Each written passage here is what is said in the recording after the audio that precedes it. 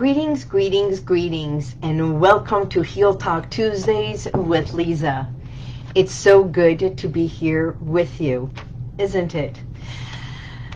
Well, today we're going to be talking about cravings.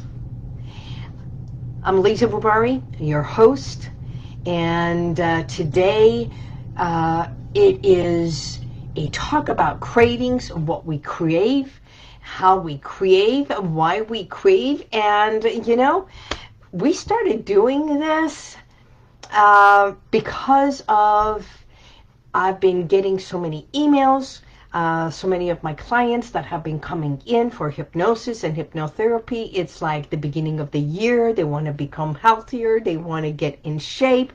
But there's this internal desire and the craving that they have, and they can't get over it. So today I thought, why not talk about craving and what is craving? What triggers cravings? And let's do this. So we start. I bet you anything you have had cravings. We get cravings. Pregnant ladies get cravings. We get cravings for certain things like chocolates, maybe for salt. There is this desire and need for it. There was a time that I have no idea why, but years and years ago, for a period of few weeks, and it only lasted a few weeks, I had a craving for ice. So I would go to 7-Eleven and get a big gulp of nothing but those round ices. And I would just go to the machine, get a big gulp, fill it up with ice, and just chew on ice. So years later, I found out that it was probably a deficiency.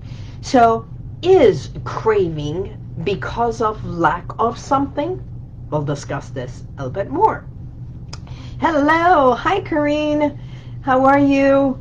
So cravings can be triggered by a lot of things. Yes, believe it or not, it can be triggered by people, things, a feeling, a situation, or anything else that has been associated with using it in the past. So that's what craving is. Craving is lack thereof or a withdrawal of something.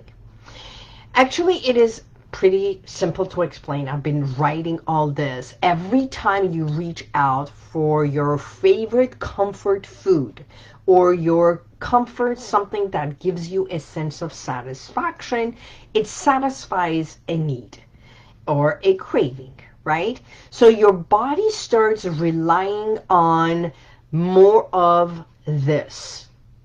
People who are smokers know this very well, that when they are not smoking, suddenly they get this urge or a craving to have a cigarette. Or it can be for anything else. It's mostly a craving for satisfying food, or an intake. So there's a lot of people that also do binge eating, and it becomes a habit instead of remaining only a way to find this comfort place. So research has shown one of the biggest things that we crave in life is food. And food addiction is connected to a dopamine receptor, which is right in here, and it's a craving. But the good news is that we can hack our brain in order for the craving to disappear or just eliminate. And how we do it is in a simple way of putting it, is the emotional incident that affected the endorphins, or which was the neurotransmitters in our subconscious mind. It helps us deal with the emotionals. So going from a combative relationship of I want it but I can't have it, I want it, I'm craving it but I'm not allowed to have it.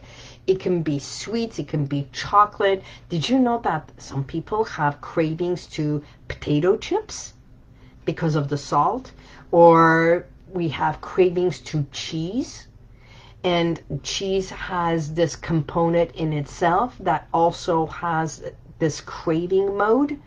Also, some people are literally, they're addicted, yes, addicted or crave junk food, which is like they want the hamburger, the bun, and everything. So before the salivation starts, everything in craving starts in our mind, our imagination. We visualize it, and then the salivation starts, and then the body reacts to it and says, yes, I want more of that. So it can be a food factor, or it can be an emotional. So again, as I've explained many, many times, no matter what our habits and behaviors and everything it is, it's all in our mind's eye. So I just swallowed my saliva. So when we visualize something that then we turn around and say, but I'm craving it, thinking that the body is going through that withdrawal. But it is our eye and what's in our mind's eye, the emotional connection to it, that gives us a sense of satisfaction, right? A sense of satisfaction or comfort, or feeds the need. I'm saying this again. Feeds the need of whatever it is that there was that emotional connection, and you go, oh, that's what I want. So, some foods are exactly that. Food cravings, that it's like an opioid. It's like an opioid that helps the appetite, and the food intake in general is all interrelated. So that's what happens. People with low blood sugar also go through this craving. They crave the sweet, which is literally like an endorphin. It adds it. It's like an opioid, and it just satisfies it. And yet, it satisfies it only temporarily. Just like when you do drugs, when you do anything that gives you a sense of satisfaction, that you must have it at that very moment, and it gives you a sense of satisfaction until the next one. So drugs and all kinds of. So maintaining a food diary. Here's the things that you can do. First, you can keep a diary of when your cravings happen, right? So to understand when you're going through this withdrawal, it can be drugs, it can be smoking, it can be gambling, it can be even craving of intimacy, it can be a craving of the chocolate, it can be craving of a lot of the things that it's oral. Now, you can write about it, keep track of when those cravings happen, and get to see the emotional connection of what you feel and when the craving comes. So tobacco is another thing that most people say, but I crave cigarettes, I go through a withdrawal. Is it the body that is going through this withdrawal, or is it the mind? You know, a lot of people think that addicts don't have much of a strong will, because if they had a strong will, they could stop this addiction. But do you know that addicts, especially people who are smokers or chain smokers, they have strong will. First and foremost, you can't tell them to stop until they are ready. Secondly, if and when they want that cigarette, they will go through, end of the world, to all kinds of means to find a way to buy a pack of cigarette, to unwrap it at that very moment and have that cigarette. So it takes a lot of will. And so this feeling of deprive, when we think someone is telling us you can't have it, it's as if telling us, I am denying you the right to have it. And that creates more of, I want it. I want it in my mind, I want it physically, emotionally, and mentally. I cannot do without it. So, what we are doing is, first and foremost, with all my clients who come in here either for smoking, wanting to stop smoking, wanting to stop overeating, stop overdoing any of the things, is, do you have a pattern? Let us discover the pattern. Write the patterns, when it happens, how it happens, and what you feel if you're not receiving it. I hope this makes sense. So the next one is the emotional connection to whatever it is that you want. An emotional craving generally makes you want it more. And this urge, the compulsion of satisfying it becomes more important, more, I need to have it right now. So the next time you're feeling usually more emotional, make it conscious. Make a conscious effort not to reach out for the food. And just hold yourself or pause for 3 minutes. Most cravings disappear. Most cravings disappear if you give 3 minutes of like pause. And if you can wait 3 minutes and just pause, and instead of reaching for that food or reaching for that chocolate, reaching for that salt, unless there is a medical need, or if you are diabetic, you must have your insulin shot or your sugar intake right away. That's not what we are talking about. So another thing is, people who go through this binge eatings and everything, I tell them, make sure that you do have something small for breakfast time to satisfy an urge. Have a small little snack about 10 o'clock, and then your lunchtime, proportionize it, and then at 3 o'clock have a small little healthy snack, and then by 6:30 or something you're having your dinner, and then do your fasting if need be for the duration of like giving yourself 3 hours to 5 hours of not eating anything before sleep time. And so that also helps. It's putting yourself on a balance. So the thing is, a lot of people crave the sugar, and sugar, we all know that sugar is bad for you, but according to a lot of studies, sugar intake is addictive.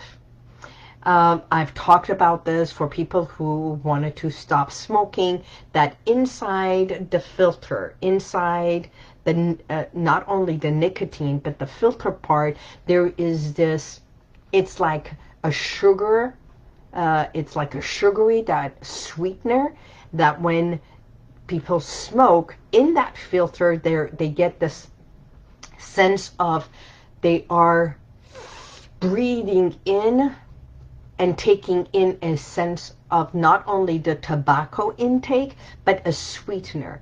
And if you know of any cigarette smokers, if you look at the filter part of it, the saliva touching that filter and everything creates this, it's like a burning, right? But it's that yellowish part that is darker, and that's because the sweetener and the saliva get with the moisture from the mouth, and the saliva creates this deep yellow circle, and that's the intake of the sweetener with saliva and juice and tobacco, everything. So it satisfies the craving of not only the tobacco, but also the sweetener. I don't think there is much in our world that we can have an intake that does not have sweetener in it. So what I help my clients is reclaim who they are and what they want to do, is being free of being shackled to cravings. And it is possible. So another thing is a lot of people have this craving of coffee, that without their coffee they cannot function. And there's people who drink minimum of 2 cups to 5 or 6 cups a day. And that in itself is, again, nicotine. So nicotine, sugar is one, nicotine is the other. So those are the withdrawals that we talk about. You know, it's like that white stuff, right? So because sugar is addictive, there is a saying that we have, there is a physical draw. The sugar creates this imbalance in our body that demands more of that sugar in order for it to normalize. So that's the physical part of it. The mental part of it is that our mind becomes to expect sugar, to expect the sweetener within certain triggers, or when we get agitated, we go and eat something for that comfort food. And we usually reach for something that is sweetener, that gives us that immediate satisfaction, like tobacco does, like drug does, like alcohol does. It gives you that instant gratification, and there is nothing that goes in your body faster than oral gratification. And we're not talking about what gets inserted. So their emotional connection to that is you become hardwired to associate that sugar intake with a comfort and love. Love, and you reach for this substitute false gratification that feels real, and yet it is not. So what we do in hypnosis, in hypnotherapy, when I work with my clients in order to reduce the craving, is to take back their own freedom.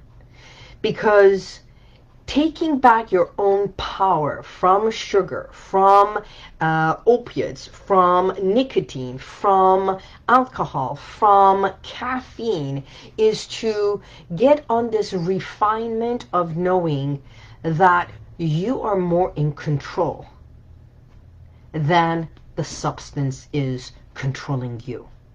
Again, in your own mind's eye, realizing that we are all in a transition.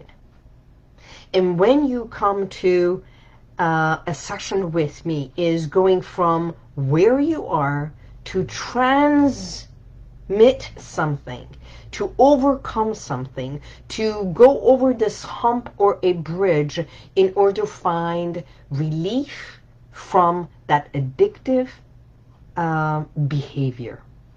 We're not talking about personality. It is a behavior. It is a habit. So a lot of people say smoking is a habit. Yes, it is a habit that after a while, if you're smoking over a pack a day, it is no longer a habit, but it is now a part of addiction.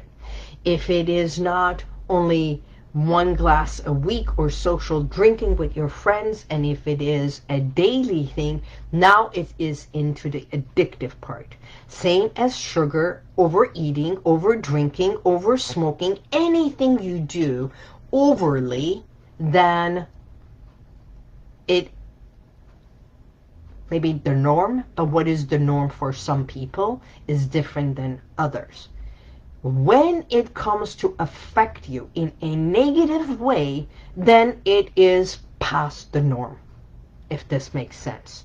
So, what I do is I teach you to find the tools and the techniques that I teach is find a sense of pause, teach you how to do breath work.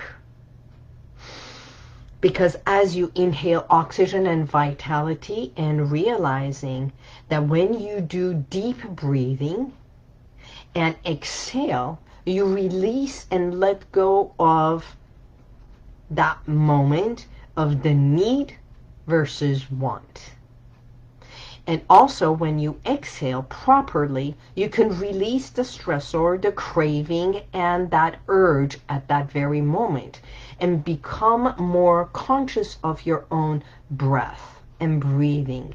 Breathing in oxygen, vitality, goodness, nurturing versus the urge and the desire.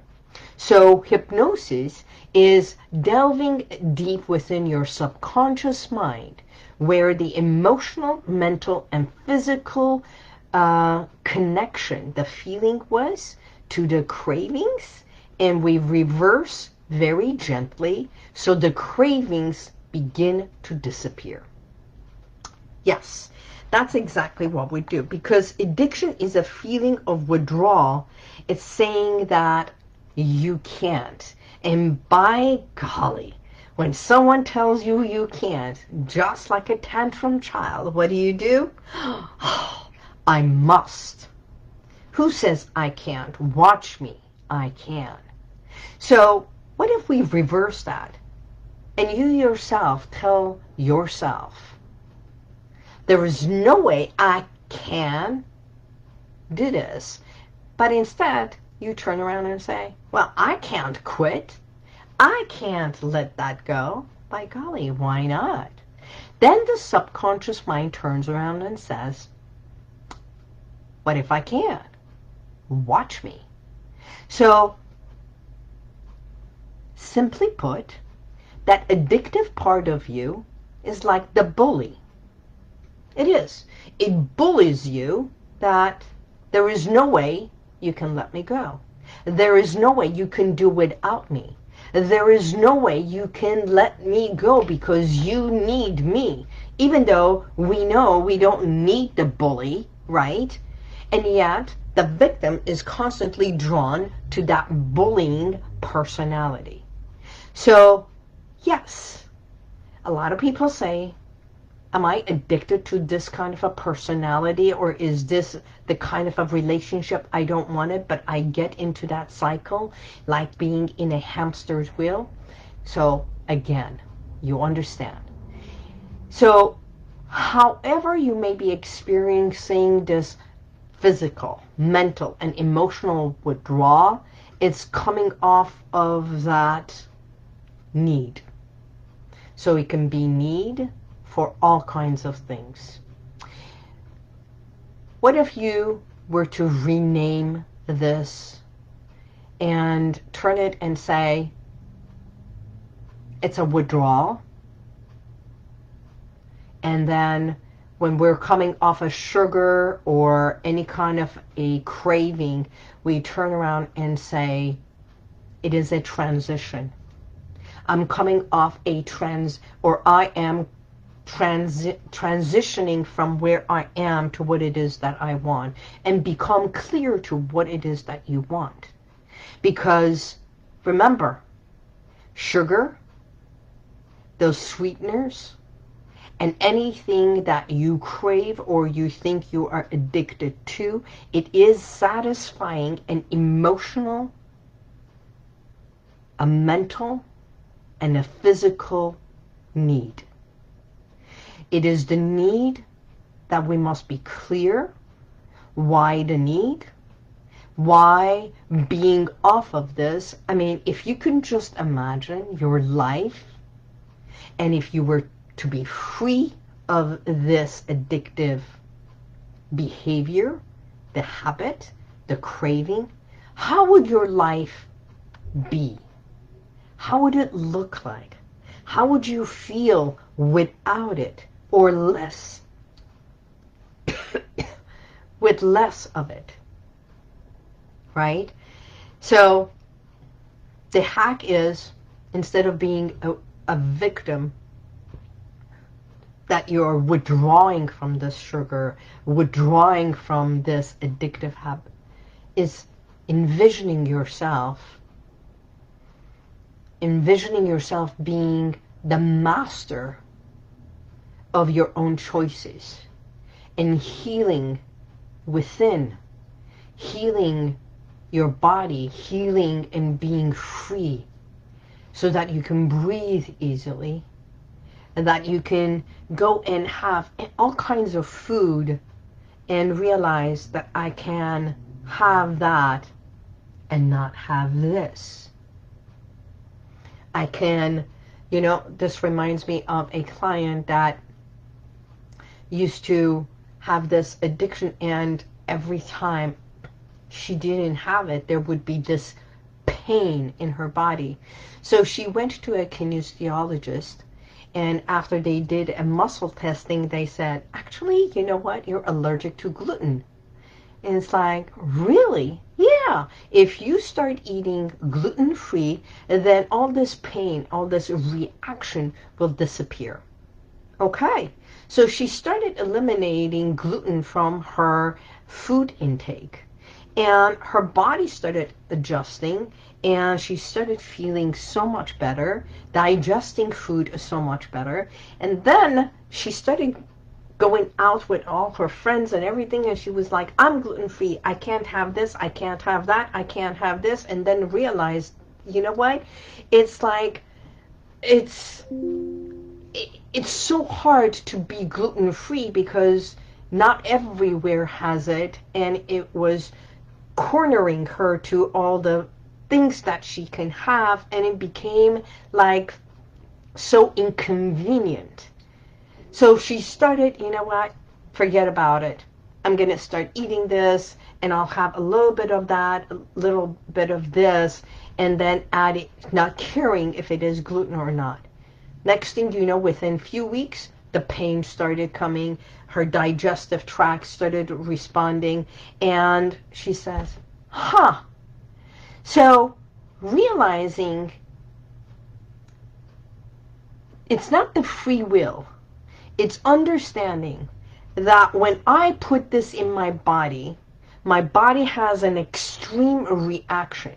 So I can either be in a discomfort and have all these digestive reactions and take pills for having a better digestion all the time and deal with the pain, or I can reclaim and rewire myself consciously and subconsciously that in order for me to be healthier, to be happier, is I'm going to eliminate gluten from my food intake and live my life this way. And that becomes my new way of living, not to have gluten in my body.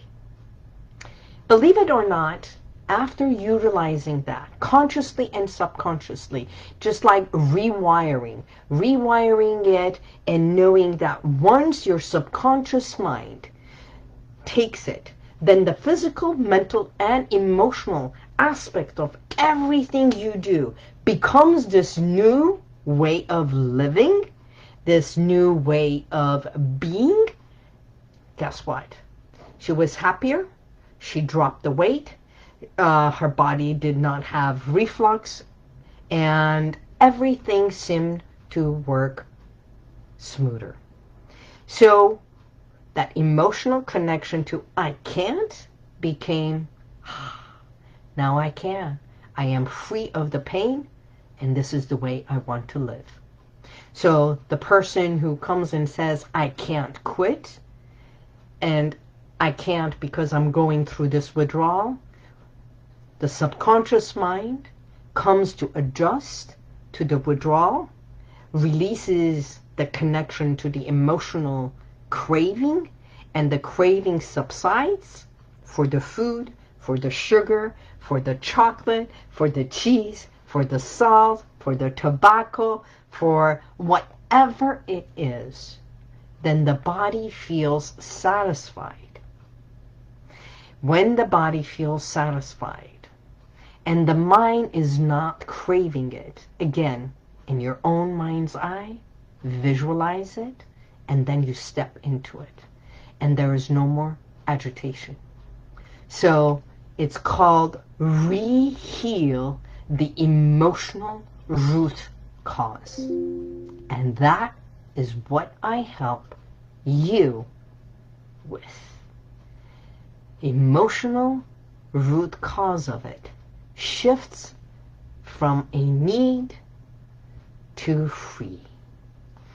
So we stop all that and we look for the root of the emotion that used to mindlessly and subconsciously create this craving for you.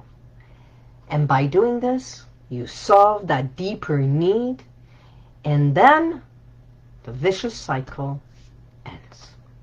So that's exactly what we do. As a matter of fact, you can even sit and give yourself permission to close your eyes for 5 minutes to a place where you feel comfortable, you are safe. And as you listen to even one of my audio recordings, which is the Relax and Unwind, and as you listen to that, you realize that as you allow yourself and give yourself permission to relax and unwind, that you can easily breathe better, that you feel more aligned,